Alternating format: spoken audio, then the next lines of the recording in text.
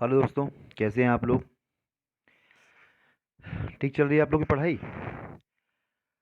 कल हमने जातीय संघर्ष एवं सांप्रदायिकता भी ख़त्म कर दी। मतलब यूनिट जो 8 है उस यूनिट में नगरीकरण की समस्याएं, गरीबी और असमानता, जातीय संघर्ष एवं सांप्रदायिकता, ये तीनों टॉपिक हो चुके हैं। अब बचे हैं महिला अपराध एवं कुपोषण। तो महिला अपराध हम आज अभी शुरू करेंगे और कुपोषण भी उसके अगले वीडियो में ख़त्म कर देंगे। मतलब आपकी 8वीं यूनिट पूरी तरह से कंप्लीट हो जाएगी। ठीक है, तो आज हम लोग शुरू करते हैं महिला अपराध।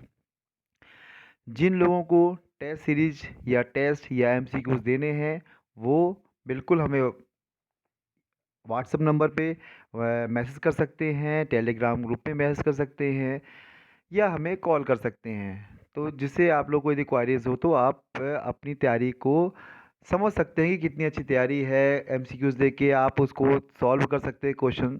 तो आपको समझ में थोड़ा सा संभावना समझ में आ जाएगी कि आपकी तैयारी कैसी है। ठीक है, चलिए हम लोग स्टार्ट करते हैं। महिला संबंधी अपराध मतलब सीधा महिला अपराध। तो जो महिला अपराध है इसमें हम लोग पहली बात तो महिला के साथ होने वाले अपराधों के बारे में पढ़ेंगे, साथ में जो शासन की कुछ योजनाएं हैं उसके बारे में पढ़ेंगे।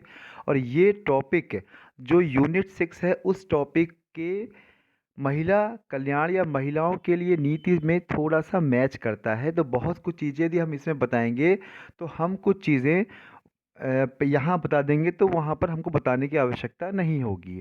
तो प्लीज़ आप ध्यान समझिएगा। और हाँ, इस यूनिट में हमने पहले ही बताया है 2-3 टॉपिक ऐसे हैं जिसमें बहुत से ज़्यादा क्वेश्चन बन सकते हैं। वो उन क्वेश्चंस में एक सबसे ज़्यादा क्वेश्चन बनेंगे इस महिला अपराध में हो गया, कुछ गरीबी में बनेंगे और कुछ कुपोषण में। मतलब इनमें संभावना ज़्यादा हो सकती है और जो बाकी जो अन्य टॉपिक है उनमें संभावना थोड़ी कम हो सकती है। लेकिन बनेंगे कितने, क्या बनेंगे, ये सब डिसाइड करेंगे वहाँ पर क्वेश्चन पेपर सेटर। ठीक है, जो क्वेश्चन सेट करते हैं, क्वेश्चन पेपर सेट करने वाले होते हैं वही ही फाइनल सेट करेंगे। और रही बात एग्ज़ाम डेट की, देखिए जब तक आयोग का कोई भी नोटिस नहीं आता है तब तक हम लोग 14 तारीख ही मान के चलेंगे कि एग्ज़ाम होगा और उसी के अनुसार अपनी तेज़ी से तैयारी करेंगे। यदि थोड़ी बाद में आगे बढ़ेगा तो आयोग हमें एक नोटिस के माध्यम से सूचित करेगा। तो इसलिए हम लोग को अभी से अपनी राय कायम नहीं करनी चाहिए। चलिए स्टार्ट करते हैं हम लोग महिला अपराध।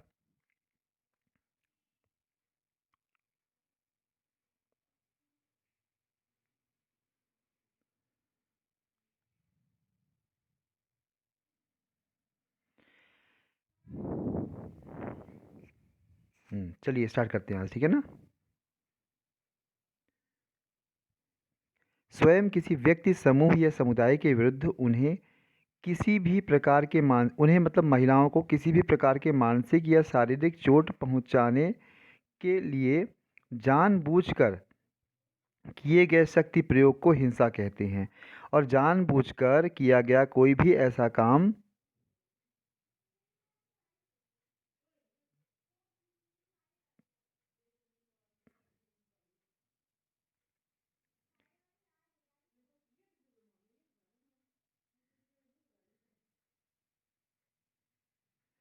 हाँ देखिए, जानबूझकर किया गया कोई ऐसा काम जो समाज विरोधी हो और किसी भी प्रकार से समाज द्वारा निर्धारित आचरण का उल्लंघन अथवा जिसके लिए दोषी व्यक्ति को भारतीय दंड संहिता आईपीसी के अंतर्गत कानून द्वारा निर्धारित दंड दिया जाता हो, ऐसे जो काम होते हैं वो अपराध के श्रेणी में आएंगे। और जब यह अपराध महिलाओं से जुड़े होंगे, महिलाओं को किसी प्रकार का शारीरिक, मानसिक, आर्थिक या इस तरह का अपराध जो भारतीय दंड संहिता में अपराधबद्ध है, अपराध की परिभाषा में लाया गया है, तो वह सब कहलाएंगे क्या, महिला अपराध या महिलाओं के साथ अपराध। ठीक है, क्या है, महिलाओं से संबंधित अपराधों को श्रेणी में उसके शारीरिक, मानसिक, आर्थिक, यौन एवं भावात्मक उत्पीड़न, शोषण से संबंधित अपराध प्रायः भारतीय समाज में देखे जाते हैं। महिलाओं पर होने वाले अपराध चौंकाने वाले हैं। राष्ट्रीय अपराध ब्यूरो जो है, रिकॉर्ड ब्यूरो है, उसके अनुसार प्रति वर्ष महिलाओं के साथ होने वाले अपराधों के लगभग 3 लाख से ज़्यादा मामले दर्ज होते हैं। इसमें छेड़छाड़, मारपीट, अपहरण, दहेज उत्पीड़न, बलात्कार, मृत्यु या इस तरह से बहुत सारे अपराध हैं जो महिलाओं से होते हैं। ठीक है, अब हम लोग आगे बढ़ते हैं। 1950 में भारतीय संविधान में बच्चों व महिलाओं की सुरक्षा को ध्यान दिया गया। भारतीय संविधान राज्य को यह अधिकार देता है कि वह स्त्रियों और बालकों के कल्याण के लिए विशेष उपाय करे। आपको पता है ये किसमें होता है? जब हम संविधान पढ़ते हैं तो संविधान के नीति निर्देशक तत्व में राज्य को निर्देश दिया जाता है कि वह कल्याणकारी योजनाएं कमजोर वर्गों के लिए लागू करे, मतलब एक कल्याणकारी राज्य की स्थापना करे। ठीक है,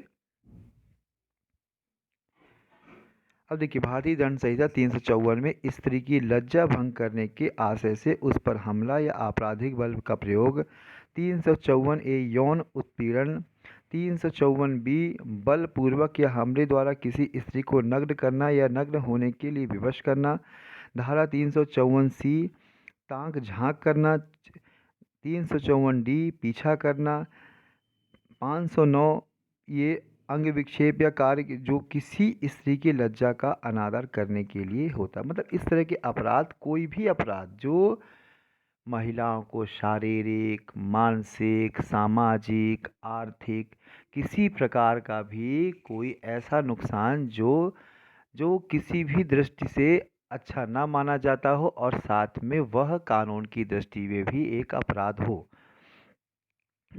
अब देखिए, भारतीय दंड संहिता संशोधित अधिनियम 2018 में देश में महिलाओं के प्रति बढ़ते अपराधों, खासकर यौन उत्पीड़न के लिए सख्त सजा सुनिश्चित करने के लिए देश भर में ये कानून लागू किए गए। नए कानून में बलात्कार की परिभाषा को व्यापक बनाते हुए इसके लिए सख्त सजा का प्रावधान दिया गया है। यहाँ तक कि मौत के प्रावधान के लिए भी उसमें बताया गया है। अब यह कानून की सहमति से यौन संबंध बनाने की उम्र 18 साल तय की गई है। महिलाओं की पीछा करने, ताक झांक या इस तरह से जो भी अपराध होते हैं उन अपराधों के लिए भी सजा का प्रावधान किया गया है। तेजाबी हमला के लिए 10 वर्ष की सजा दी गई है का प्रावधान रखा गया है। ऐसे बहुत सारे प्रावधान रखे गए हैं जो महिला अपराध में आते हैं। जो CRPC है, दंड प्रक्रिया संहिता, उसमें क्या है? 1973 भारत में आपराधिक कानून के क्रियान्वयन के लिए मुख्य कानून है। 1973 में पारित होकर यह कानून 1974 में लागू हुआ। इसमें हमेशा दो प्रक्रियाएं होती हैं जिसमें पुलिस अपराध की जांच करने में अपनाती है। एक प्रक्रिया पीड़ित के संबंध में और दूसरी आरोपी के संबंध में होती है। अब दहेज निषेध अधिनियम 1961, इसका संशोधन कब किया गया था? इसका संशोधन किया गया था 1986 में। इसमें क्या है? ये अब यहाँ से जो अधिनियम है इनकी डेट, इनका ईयर, इनका किस विषय में कौन सा अधिनियम लागू होता है, इनको आप बहुत ध्यान से दिमाग में रखिएगा, ये एग्ज़ाम में आ सकते हैं। देखिए, दहेज प्रथा जो दहेज निषेध अधिनियम है 1961, जिसका संशोधन 1986 में हुआ था। ठीक है, इसमें क्या कहा गया है? इसमें दहेज से संबंधित अपराधों के बारे में बतलाया गया है। इसमें क्या कहा गया है? इसमें दहेज लेने देने, उनके लेन देन में सहयोग करना दोनों अपराध है। दहेज लेना और दहेज देना, इसके लिए लेन देन में सहयोग की 5 वर्ष की कैद और 15,000 रुपये की जुर्माने की राशि का प्रावधान है। दहेज लेने और देने या दहेज लेने या देने के लिए उकसाने पर या तो 6 महीने का अधिकतम कारावास है या 5,000 रुपये तक का जुर्माना अदा करना पड़ता है, और इस तरह की सजाएं इसमें बताई गई हैं। ठीक, इसी से आगे बढ़ते हैं हम लोग। यदि किसी लड़की का विवाह विवाह के 7 वर्ष के भीतर असामान्य परिस्थितियों में मौत होती है और वह साबित कर दिया जाता है कि मौत से पहले उसे दहेज के लिए प्रताड़ित किया जाता था, तो भारतीय दंड संहिता की धारा 304 बी के अंतर्गत लड़की के पति और रिश्तेदारों को कम से कम 7 वर्ष के लिए आजीवन कारावास की सजा होती है। देखिए, ये जो हम लोग महिला अपराध पढ़ रहे हैं, ये केवल इसलिए नहीं है, इसलिए कि हम लोग एग्ज़ाम की तैयारी कर रहे हैं, बिल्कुल भी नहीं। देखिए, ये एग्ज़ाम की तैयारी करना जानना बहुत ज़रूरी है, वो बिल्कुल अलग बात है, लेकिन इन महिला अपराधों के बारे में किस प्रकार का अपराध होता है, उससे क्या-क्या कानून बने हैं, क्या-क्या बचाव है, किस तरह से शिकायत की जा सकती है, ये सब चीज़ें एक महिला होने के नाते सभी महिलाओं को पता होनी चाहिए, इवन पुरुषों को भी पता होना चाहिए, क्योंकि यदि वो उनके घर में उनकी बहन है, माता हैं, उनकी पत्नी है, यदि उनको भी यदि कानून के विषय में जागरूकता नहीं होगी, तो कभी वह अपनी आवाज़ को उठा ही नहीं पाएंगे। इसलिए इन कानूनों को, देखिए, सबसे बड़ी बात होती है जागरूकता। सरकार ने बहुत सारे कानून बना के रखे हुए हैं, लेकिन जब तक उसको पता ही नहीं होगा ये कानून किसके लिए हैं, कहाँ लागू होते हैं, क्या-क्या इसके प्रावधान हैं, तो एक सामान्य जानकारी नहीं होगी, तो आप किसी भी आधार पर आपको लगेगा ये तो केवल मेरे साथ होता है, ये तो किसी के साथ होता ही नहीं है, और इसके लिए मैं कहाँ जाऊँ, किससे मिलूँ, किससे शिकायत दर्ज करूँ, तो ये आपको पता होना चाहिए। खासकर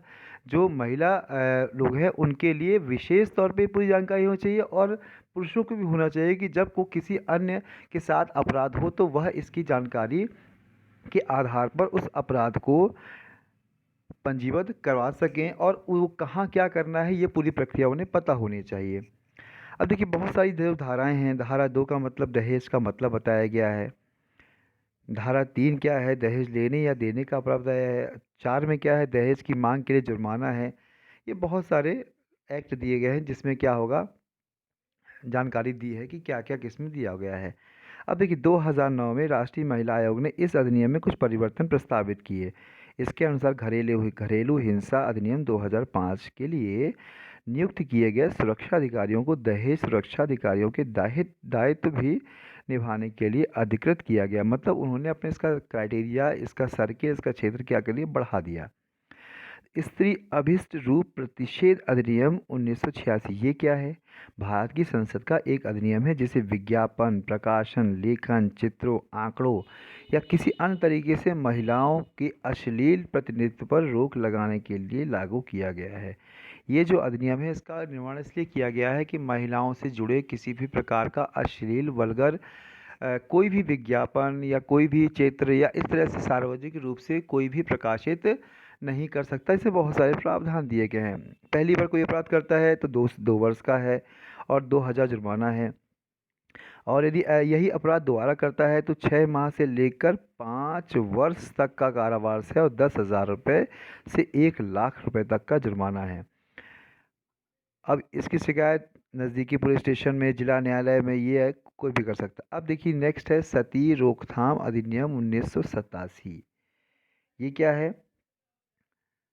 यह सती प्रथा को रोकने के लिए स्त्रियों की सुरक्षा की दृष्टि से राजस्थान सरकार ने बनाया था। आपको यही वो कानून है जो सबसे पहले बंगाल में 1829 में प्रतिबंधित किया गया था सती प्रथा को। मतलब शुरुआत कहाँ से गई इससे, और उस पर जो बार बार संशोधन होते चले गए, वो इसी के आधार पे हैं। घरेलू हिंसा से महिलाओं का संरक्षण अधिनियम 2005। मतलब इसमें क्या है, इसका उद्देश्य है घरेलू हिंसा से महिलाओं को बचाना। यह 26 अक्टूबर 2006 को पारित हुआ था। किसी भी महिला के साथ किए गए किसी भी प्रकार का, चाहे शारीरिक हो, मानसिक हो, लैंगिक हो, इस तरह का कोई भी दुर्व्यवहार हो जिससे उसका शोषण सिद्ध हो रहा हो, तो महिला की गरिमा का उल्लंघन, अपमान या तिरस्कार हो, या वित्तीय साधन जिसकी वो हकदार है से वंचित करना, ये सभी कृत्य किस में आते हैं? घरेलू हिंसा की श्रेणी में आते हैं। इसमें 5 अध्याय, 37 धाराएं हैं, और कुछ कुछ मेन धाराओं के बारे में इसमें दिया गया है। ठीक है।